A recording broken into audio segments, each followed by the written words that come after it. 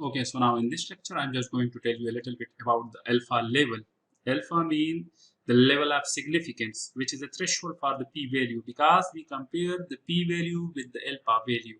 If p-value is greater than alpha value, then we will accept the null hypothesis. If p-value is less than the alpha value, then in that case there will be no strong evidence to accept the null hypothesis. So in that case we will reject the null hypothesis and we will accept the alternative hypothesis. So sometimes we need to make a firm decision about whether or not to reject the null hypothesis. When the p-value is small, it tells us that our data are rare if the null hypothesis is true. Now the question is, how rare is rare? So we can define rare event that arbitrarily by setting a threshold for our p-value. So now in rare event, I just want to give you a very simple example that in a production, maybe there will be a defective amount of production. So I mean in 100%, let's suppose that there are 3% defective, because when we producing, we want to meet the quality, but in order to meet that quality, still we are producing some defective parts. So let's suppose that defective parts are 3%. Now from the lot we will get a sample, then we will do the analysis, and then we will compare that defective, which is mean alpha, which is the risk, which is also called the producer risk.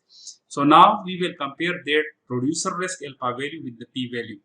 If our p-value fall below the threshold, so we will reject H naught. It's mean if p-value is less than that alpha, so in that case we will reject H naught, that we not meeting the standard. Okay, in that case our alternative will be fulfilled, it will be right. We call such results statistically significance. The threshold is called an alpha level, and which we normally denote with alpha, which is also called level of significance.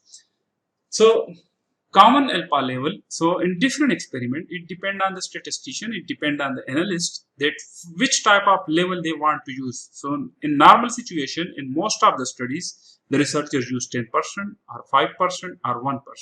So you have the option, it depends on you. You can use your intuition, you can use your expertise, you can use the knowledge about a specific lot, the knowledge about a specific brand, the knowledge about a specific production. So you have the option, almost the obligation, to consider your alpha level carefully and choose an appropriate one of the situation. Because if your alpha level is very high, so as I already discussed, if your alpha is very high, then in that case it will also create problem. But if it is too much low, in that case there should be some problem. So the alpha level is also called the significance level. When we reject the null hypothesis, we say that the test is significance at that level. Rejection region, which we also denote with RR, value of the test statistic Z that lead to rejection of the null hypothesis. So now in this slide you can see that this is a one-tail test, and basically this is a right-tail test. So now I'm just going to show you that alpha. So in this example, in this figure, you can see that alpha is 10%. So you can see the area of rejected region is very high as compared to the accepted region. So 1 minus alpha, this will be the region. This is basically the accepted region. So basically this is the 1 minus alpha. 1 minus alpha. So 1 minus alpha. So this is 90% area covered in this region. And because, as I already mentioned, that on the basis of the alternative hypothesis, we will decide that is it a right tail test, is it a left tail test, or is it a two tail test. So this is basically a right tail test. So right tail test, we will denote this mu is greater than this. Okay. So now in order to check this, in order to accept this, in order to calculate the p-value, we will once again use this statistic test, which is a simple statistic test for the mean x minus mu.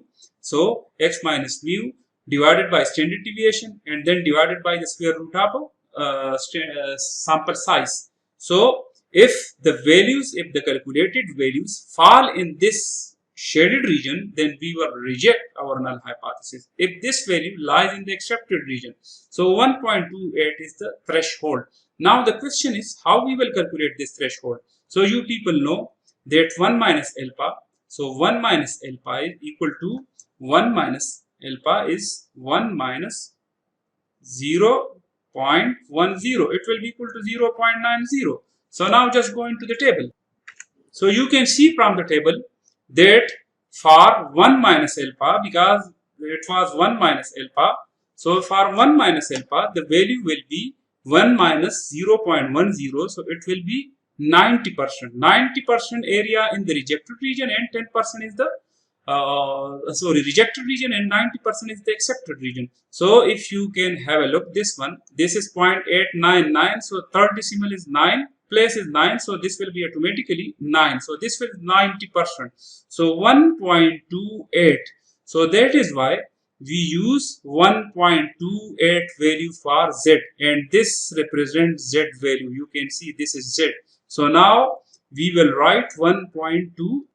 So this is my 1.28 because 1 minus alpha is the accepted region. So this is the accepted region, and the other one is the rejected region. This is accepted region and this is rejected region, and this is z is greater than 1.28. So because this is a symmetric distribution, the same area 50% lie from this side and 50% lie on this side. So probability, you can also write this probability z is greater than 1.28, which is also equal to probability z is less than minus 1.28, because the value at this side will be minus 1.28. So you can also have a look the minus 1.28 table. So you can see, because this value will be same, so on the other side, because if you use the other side, so minus 1.28, this is minus 1.2 and this is 8, 2 decimal place. So minus 1.2 is 10%. So this will be 10%. So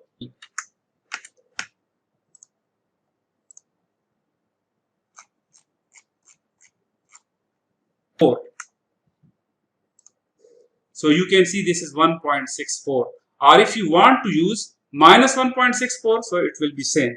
Okay. Similarly, when we further reduce the alpha value, which is now 1%, so 1 minus alpha will be 1 minus alpha, so 1 minus 0.01, it will be 99%. Okay, so 99%. Now I'm just going to have a look for the 99%. So from the same table, 99% area, where it will be. So you can see this is 99% area, 2.32. 2.32. So this is 2.32. Approximately it will be 2.33. So this is basically the P. This is your P. This is your basically P. And this one is also P. And we will check if our Z calculated value from the formulation of this one, if this value lies in the rejected region, which is the shaded one, then we will reject our null hypothesis, or if it is lie in the accepted region, we will accept our null hypothesis. Similarly, this is for the left tail test. This is still one tail test, but this is a left tail test. So alpha is 0.10. So once again, 1 minus alpha will be the accepted region. This will be 1 minus alpha, and 1 minus 0.10. Okay, so this will be 0.90. So you can also use probability Z is greater than 1.28, or you can also write this probability Z less than minus 1.28. So when you have a look at the table, now I am just going to have a look at the table, probability of Z minus 1.28.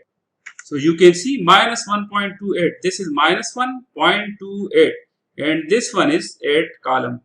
Okay, so minus 1.28. So this is 0.1003. And how we will get this 0.1003? So you can see 0.1003. Basically, this is the alpha value.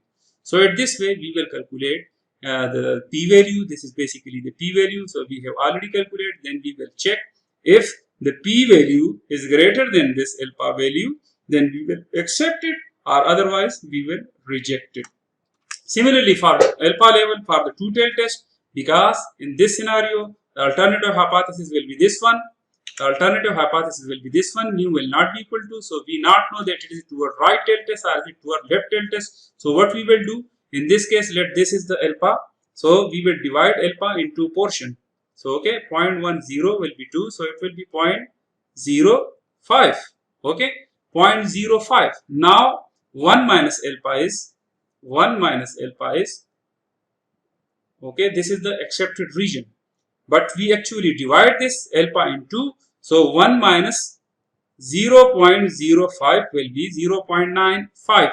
So for 0.95, because this will be 0.95. So for 0.95, we will have a look at the table again. So you can see from the table, for 0.95, we will have a look at the table once again. For 0.95, the basic value will be this one, which is 1.64. 1.64. So that is why we just write Z value is 1.64. So this is 1.64. And similarly on this side it will also be minus 1.64. Similarly in this case, because it's a two-tailed test, we will divide with 2, 0.05 by 2, which will be equal to 0.025. So 1 minus 0.025 will be 0.97. So now we will have a look at the table for 0.97. 0.97. So this is our 0.97, which is 0.975. So we will have a look. 0.975, 1.96. So that is why 1.96 on this side, and because this is symmetrical, so minus 1.6. When you divide this 0.01, so alpha by 2 is equal to 0.01 by 2. So when you subtract this, 1 minus 0.01 divided by 2. So for that value, you will once again have a look at the table, and for that value, the Z value will be this and that. So at this way, you will calculate the alpha value. What can you say if the p-value does not fall below alpha? So you should say that the data have failed to provide sufficient evidence to reject the null hypothesis. Don't say that you accept the null hypothesis. Okay. Recall that in a jury trial, if we do not find the defendant guilty, we said the defendant is not guilty. We don't say that the defendant is innocent. So you need to remember these both statements. For the innocent, you need some hard proof, because when you say that the defendant is not guilty, but you are not in the position that you say that the defendant is innocent, because there is still some risk involved. The type 1 and type 2 error. If you just consider that innocent, but in reality, if the person is not innocent, so it's mean you just free a guilty person. Okay, that is type 2 error. But if someone is innocent, and if you decide that he is not innocent, you send them to the jail. So in that case, you still do a risk, you still do an error, and that is called type 1 error. So in the next lecture, I will discuss some more